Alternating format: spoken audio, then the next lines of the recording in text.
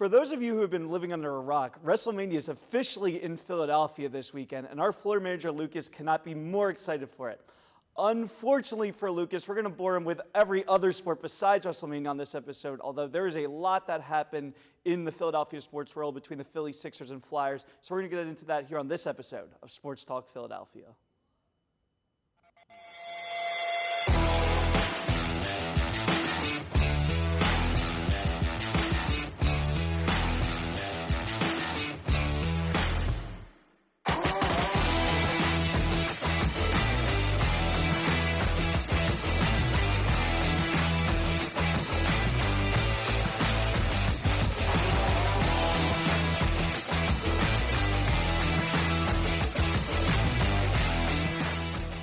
Welcome back to Sports Talk Philadelphia. As always, I'm your host, Aidan, and I'm joined by a full panel for the first time in a while. My immediate left is Shane Nolan. Shane, how are you? Doing good. And then we got Megan Cooney. Wow. We got Megan Cooney in the middle. Megan, thank you for joining us. Yeah, of course. There's only two girls in sports, Aidan, and you mix us up. Yeah, that's my bad. And then we got Braden Nath at the end. Braden, how are you? I'm doing good. All right, so I'm going to try to get over that little gaffe there, and we're going to get into our first sports team, which is the Phillies, who have been, it's a little bit rocky of a start for the Phillies. So they had their first two series so far. They lost their series to the Braves, although had a nice comeback, 5-4 on Easter Sunday, and then split the first two games with the Reds. Last night's game was awesome. We'll get into that in a bit, but Shane, I'm going to start with you first. Braves series, a little bit rough to start. It was a nice win on Sunday, though, for sure. Yeah, no, the first two games were definitely rough to start the season. You were leading 2-0 up until the seventh inning. Zach Wheeler was pitching well. You had the 2-run home run from Brandon Marsh. They had people on base. The hitting just wasn't there in that game. And then the bullpen came in and blew the game. Obviously, it just wasn't good. And then the second game was just worse. But luckily, they got the win in the third game. They got their first win in the third game of the season, and that was a good game for them.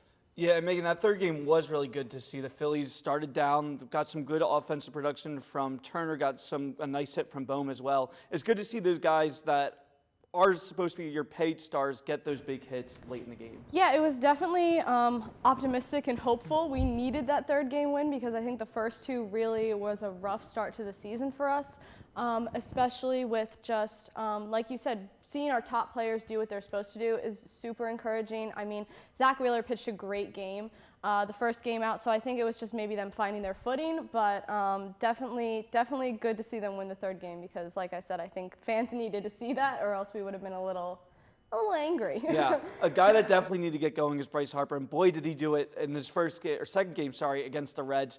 3 homers in that game and 6 RBIs. Of course, those are his only home runs and RBIs on the season. He's now gotten his batting average up to 200 after a very, very slow start. As Megan pointed out, Zach Wheeler, great game, 6 innings, a couple hits allowed, but no runs and good strikeouts as well, which is good to see. And then Kyle Schwarber, a little bit of a slow start as well, though he did get a home run, 2 RBIs, and his batting average is still up. So, Shane, very good to see Bryce Harper finally come through in a game where we really needed some offense. Yeah, only if he did that the night before, because I was at that game, and that bottom of the 10th, he had an opportunity to tie it.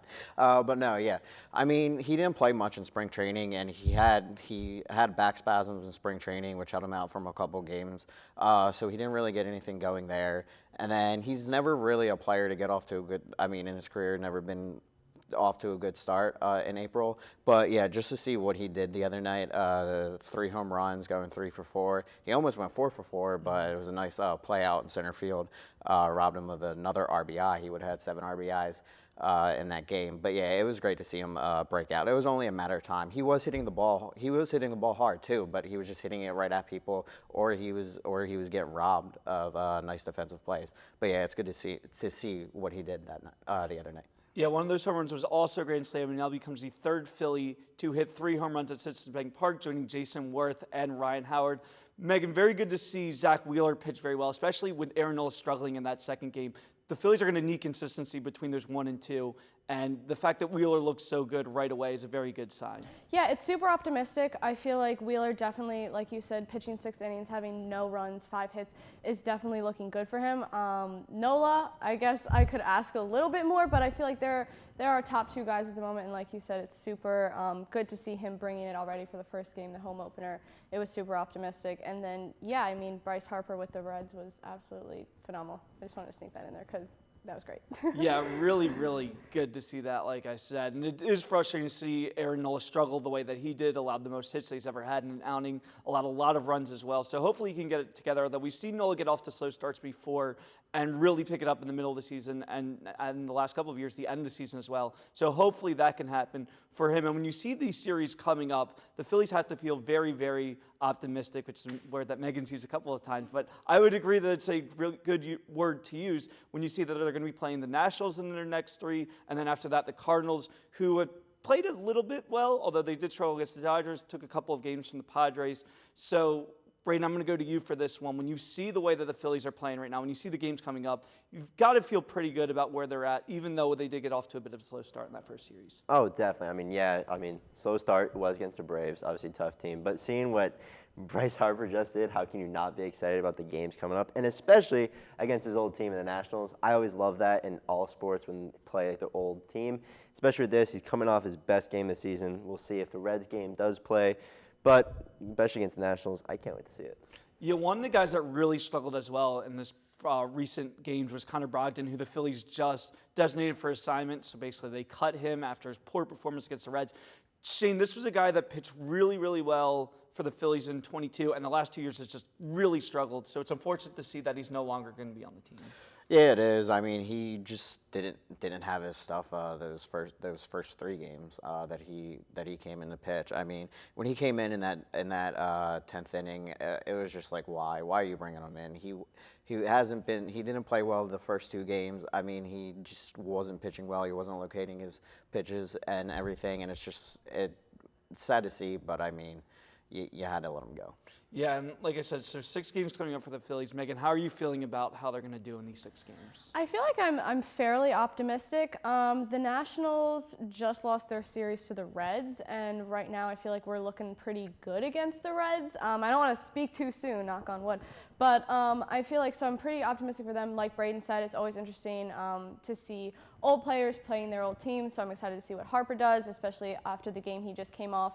The Cardinals have kind of been keeping their own with the Padres and the Dodgers, so I mean, that'll be an interesting series to see, but both of them are away, so I'm also excited to see how the Phils do away from home. Yeah, I'm excited for that as well. Before we wrap up the Phillies, I want to give a huge shout out to Ricardo Pinto, who had not pitched in the Major League since 2019, comes in after a 5-hour draft from Rochester where Lehigh was playing, showed up the game late and pitched 4 great innings. So hopefully he would be a good replacement for the bullpen, especially for Brogdon, who they just, like I said, cut. We're now going to wrap up at the Phillies and go to the 76ers, who had a great game the other night, and that's largely thanks to the return of Joel Embiid. Yes, the Sixers MVP is officially back. Played his first game since January 30th, 24 points, 6 rebounds, 7 assists in the win over the Thunder. And this was also without Tyrese Maxey. He was out with the game with a hip injury. So, Megan, it's great to see Joel Embiid finally back on the court. I know, I'm so excited. Since January, it's just been really, really rough. And I think it's a little bit ironic that he comes back the game that Maxey's out, because a lot of people were saying that Maxey kind of held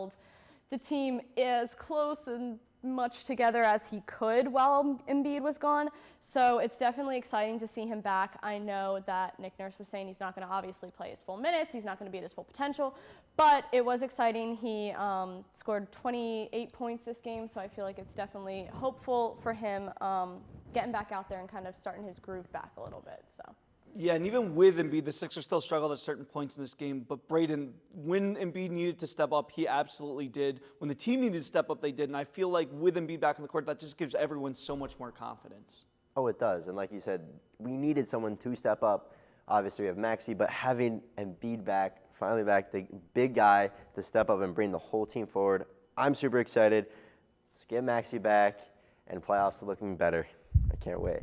Yeah, I'm going to be very excited to see the playoffs. But another team or group of guys that really stepped up was the bench players, especially in the win over the Raptors. And when you see they really struggled in the past week outside of the Thunder and Raptors game with a close loss to the Clippers and also close loss to the Cavaliers. Clippers game was a little bit frustrating at the end, but that Raptors game was pretty amazing because the whole group, without Embiid, without Maxey, scored the most threes in Sixers history with 24. Megan, it's pretty cool to see these guys finally step up, especially before Embiid. And I feel like just knowing that Embiid was going to be back made those guys play a little bit better in this one. Yeah, I definitely feel like over these past couple months, they've had to figure out how this team works and operates without Embiid, which has definitely been a struggle.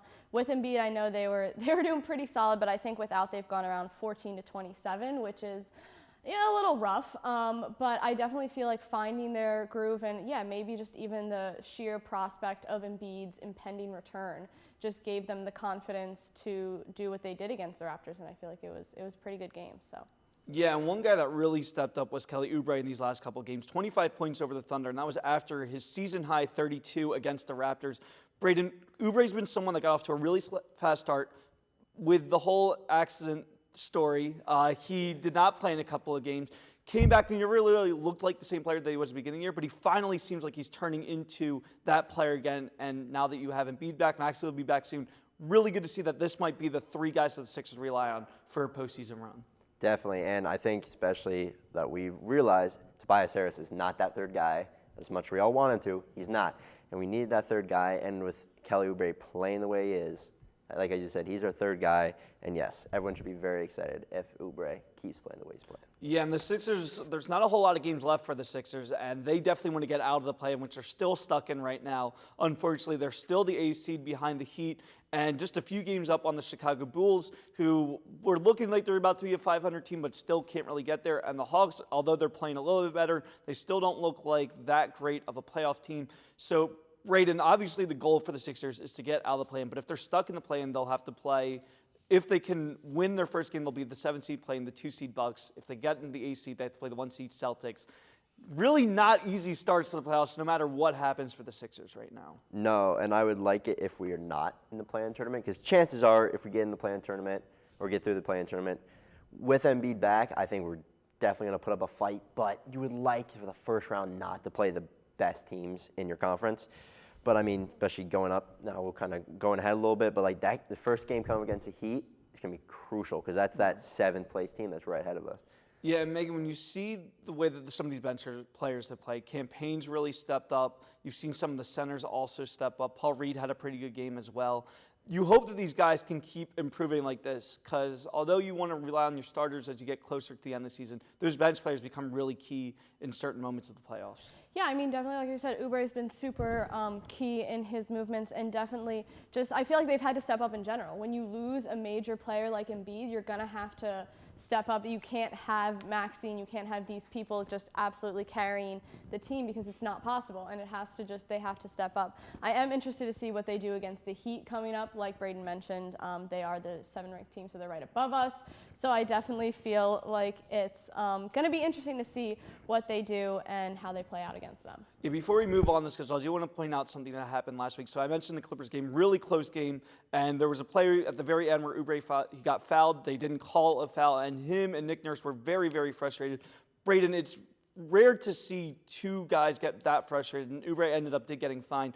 And I feel like that frustration bubbled from the fact that this team is not where they're at, and hopefully, they want to get where you're saying out of the play-in, but it does feel like that there still is some of that frustration that they're stuck sort of in a rut a little bit. Yeah, which will look on the positive side. I'm glad they're upset because the Sixers should not be a play-in team. We're not a play-in team, and that they have their anger that they're obviously angry that we're the position that they're in, and they want to be better. So I'm actually glad for that, and actually Kelly Oubre showing that. To me, I think that's amazing. Now, yes, gets fined, whatever, but I think it's a good thing, showing their emotions and showing that they care and that they want to play better. I think that points in everything in the right direction. Yeah, and I've never really seen a player get that upset at the officiating at the end. So a little bit of a moment to talk about, but the Sixers were able to recover from that game and the loss to the Cavs, get 2 wins. So that was great to see. When you see the schedule coming up, It is pretty easy. So as everyone's mentioned, they do have to play the Heat, which is going to be a pretty tough game. After that, though, you've got the Grizzlies, which are not a playoff team, the Spurs, who are one of the worst teams in the league, and then you do play the absolute worst team in the Pistons. So it's been a tough schedule for the Sixers. That road trip on the West Coast was absolutely horrible for them. But Megan, you see these games coming up, and they've got 3 road games, but they do have a home game. This is the part of the season where they need to win games if they want to prove to people that they can make a run in the playoffs and won't just be knocked out even if they get past the play-in. Yeah, I mean, I've been saying the word all night, but optimistic, Aidan. I am super optimistic. I would hope that Sixers fans are too. With Embiid back, like you said, there is the Heat that's kind of a little bit of that challenge standing in our way. It's a big game. I don't think that we are incapable of it. I think with Embiid back, it's definitely something that is in our reach, and I definitely feel like having him and these easy games coming up could be a layup for this team to kind of get in their groove back with Embiid and then see where it takes us. Yeah, and when you look at the game against the Spurs, that was the Wemby versus Embiid matchup that everyone was waiting for. Embiid absolutely dominated in that game. Braden, I know that Embiid's still going to be on a limits restriction, although he did play 30 minutes in his first game, so there's expectation that he'll still be playing a lot. Is this a game that you still have circled outside the Heat one? I would say, I don't know. I'd say, like, watching-wise, yes, because I think Wemby going out and Embiid is going to be amazing to watch. But, I mean, other than that, me particularly, I would say no, other than that. Yeah, so before we wrap up, guys, how do you think we're going to do in these next 4 games? I know we've had tough times the last couple of weeks. I don't know. I feel like are you looking for a stat-wise? I feel like record-wise? Like a record-wise, the next 4 games, I don't know. You're putting me on the spot here, Aidan. I don't want to say we're going to go 4-0. Maybe. I don't know. Maybe. Optimistic. Throw to Braden. I'm not sure. I think we're going to lose every game. No. I think I actually agree. I think we should win every game, but I think we're not. I think something stupid's going to happen, and it's not right to say we're going to win every of the games. It's basketball.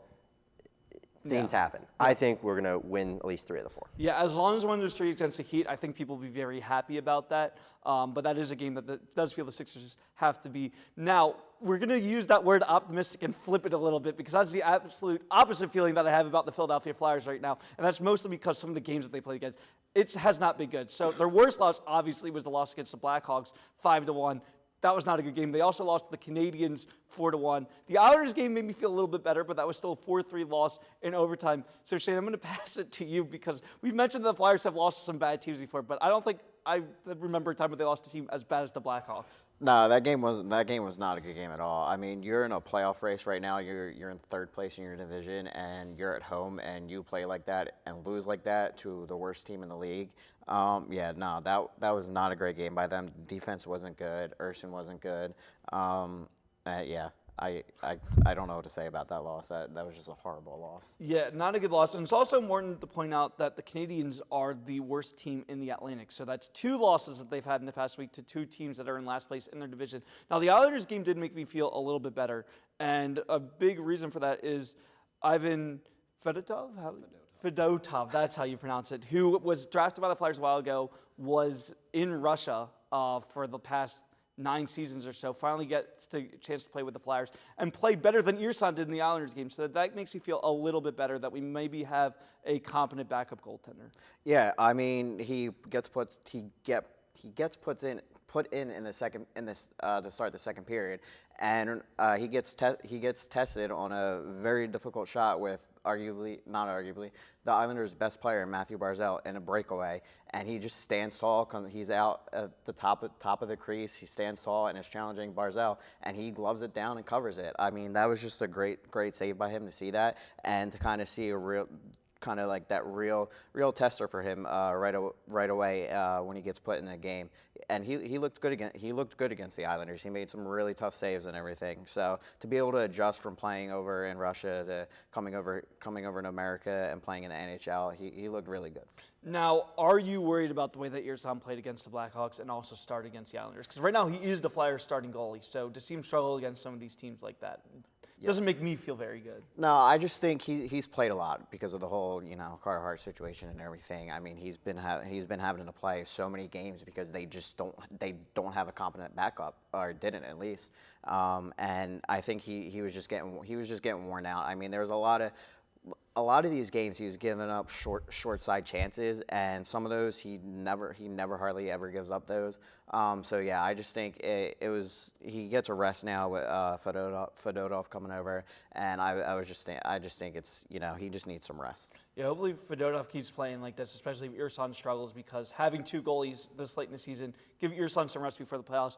And I mean, hopefully the Flyers make the playoffs at this point. Right now, they still have that 3rd playoff spot, which is huge for them, well behind the Hurricanes and the Rangers. It just feels like it just keeps slipping every time we see this week by week. But the Capitals are catching up, the Islanders are catching up, and the Penguins, although they trade off a lot of people at the deadline, they're still right there. So Shane, this race is much closer than it seemed like a few weeks ago. And with all the trades that even, like I said, the Penguins made, they're still right there. So the Flyers need to be a little bit careful in these next couple of games, or else they'll slip out of a playoff spot to maybe even well behind some of these other teams. Yeah, no, that's true. I mean, but also it just seems like no one wants this playoff spot, whether it's 3rd place in the division between the Flyers and Capitals, or that last wild card spot in the East. I mean, the Flyers and Capitals are on and off. The Islanders are on and off. The Red Wings are on and off. Like, they win some, lose some, win some, lose some. It's like whenever the Flyers win, then all the teams behind them win. If they lose, then all the teams behind them lose. So it's like you can't gain any. You're not gaining any ground on these teams that are in front of you. So it's just, I mean, and the Flyers have probably the 2nd easiest schedule, with the Capitals probably having the 1st easiest schedule. So I think that the Flyers, some of these games coming up, they're against teams that you should win.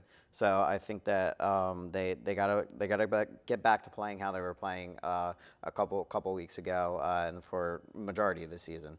Now the good news for the Flyers is 3 games coming up. They're winnable, that's for sure. So they're playing the Sabres, Blue Jackets, and Canadiens. Like I said, the Canadiens are the worst team in the Atlantic. The Blue Jackets are the worst team in the Metro. And the Sabres are still not really that good in the Atlantic. So Shane, 3 winnable games, 3 games that it feels like the Flyers have to win, or at least get points out of, to keep this playoff spot. Yeah, and you have a back-to-back on Friday and Saturday. So to me, you need to win those. You need to win those 2 games and get those 2 points in both of those games to be able to. Because I think if you do, then you're in a good spot, and I think you can make the playoffs at that point. But yeah, these are winnable games. That Buffalo game is going to be a tough game, though. They just beat the Capitals 6-2 the other night, so Buffalo is going to be a tough team. Yeah, so like we said, really tough games coming up for the Flyers. We're now going to go to Fast 5, and if you were done hearing Shane Nolan, well, you shouldn't be, because we've got his segment coming up right now, talking baseball with Shane Nolan. Opening day, the Mets and Brewers played each other, and there was benches cleared because our old friend Rhys Hoskins slid into second base, and Jeff McNeil did not like it and started screaming at Hoskins and saying it was such a dirty slide and all that, and saying that it's nothing new with Hoskins. He's done that before. He's done that plenty of times before. Well, newsflash, Squirrelhead. Guess what? It's not a dirty play. He's allowed to do that. He was trying to break up the double play. If you didn't like it all the other times, then how come you didn't say anything? How come you didn't say anything then? Okay, so just go back into the dugout, let the fans throw nuts at you so you can eat them like the little squirrel you are. Okay, and just I hate the Mets, and I hate Jeff McNeil. Yeah, it's good to see Rhys Hoskins still keeping that rivalry up with the Mets, even though he's now on an NL Central team. And it was a legal slide. Like, they reviewed it. It was clean. It might have been a little bit, I can understand where McNeil was a little bit upset, but to lose his control like that, absolutely unacceptable. Good to see the Brewers sweep the Mets, and the Mets start off with a really bad record so far.